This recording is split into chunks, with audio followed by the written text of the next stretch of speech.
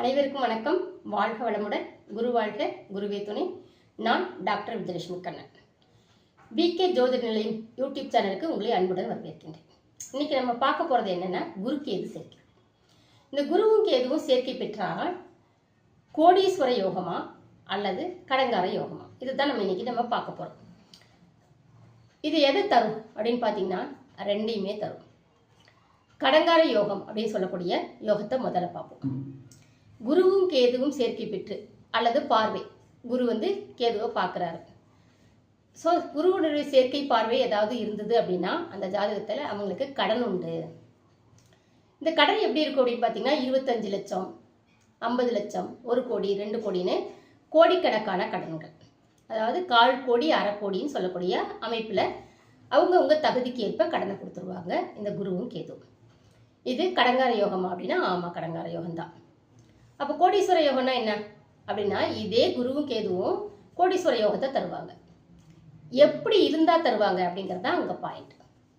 இந்த குருவும் கேதுவும் சேர்க்கை பெற்று லக்னத்திற்கு 9ஆம் இடத்தில் அல்லது 12ஆம் இடத்தில் இருந்தால் தசாபுத்தியாக வரும்போது நல்ல வருமானங்களை கொடுத்து அவங்கள பணக்காரராக்குவாங்க. அதே நேரத்தில் அங்கே இல்லை, எங்களுக்கு எங்கள் லக்னத்தில் எந்த இடத்துல வேணால் இருந்துட்டு போட்டோம், ஆனால் பணம் வருது அப்படின்னா எப்படி வரும் அப்படின்னா, சுக்கிரன் அப்படின்னு சொல்லக்கூடிய கிரகத்தை எடுத்துக்கணும். லக்னத்தை விட்டுருங்க, சுக்கிரன் எடுத்துக்கோங்க. இந்த சுக்கிரன் எங்கே இருக்குதுன்னு பாருங்க. பார்க்கும்போது சுக்கிரன் நின்ற வீட்டிற்கு குருவும் கேதுவும் 4, 5, 9, 10ஆம் இடங்கள்ல இருந்தாங்கன்னா, சுக்கிரனை மையமாக வச்சு எண்ணணும், லக்னத்தை இல்லை, சுக்கிரனை மையமாக வச்சு எண்ணுனீங்க அப்படின்னா 4ஆம் இடம், 5ஆம் இடம், 9ஆம் இடம், 10ஆம் இடங்கள்ல இந்த குரு கேது அமர்ந்திருக்கும் போது இவங்க தசாபுத்தியாக வரும்போது பணத்தை அள்ளி தந்துடுவாங்க. அவங்களுக்கு கோடீஸ்வர யோகத்தை இந்த குருவும் கேதுவும் தரும். இந்த மாதிரி ஒரு நல்ல பொசிஷனில் உட்காரும்போது தான் உங்களுக்கு அது யோகங்களை கொடுக்கும்.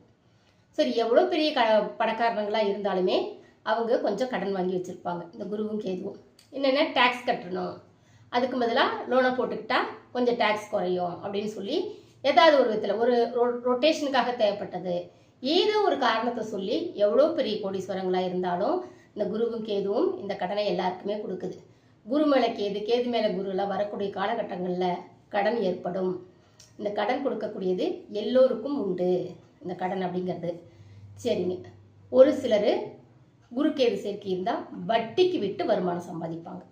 வருமானத்தை சம்பாதிக்கக்கூடிய அமைப்பும் கொடுக்கும். கடன் கொடுத்து வாங்குறது, வட்டி வாங்குறது.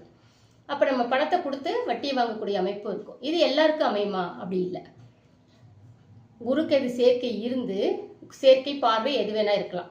குரு முதல் கட்டத்தில் இருந்து அடுத்த கட்டத்தில் கேது இருக்கு, கேது குருவை தொடுது, குரு கேதுவை தொடுதுன்னா கூட அது ஒரு சேர்க்கையாக செயல்படும்.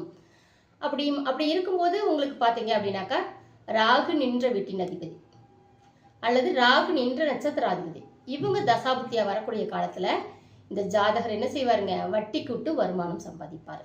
ஸோ அதன் மூலமாக பணம் வரவை தரக்கூடிய ஒரு யோகத்தையும் அது கொடுக்குது. அதனால தான் 2 விதமாகவும் சொல்லப்படுது. கடங்கார யோகம்னு சொல்லப்படுது, கேழை யோகம்னு சொல்லப்படுது. அது பணக்கார கோடீஸ்வர யோகம் அப்படின்னு சொல்லப்படுது.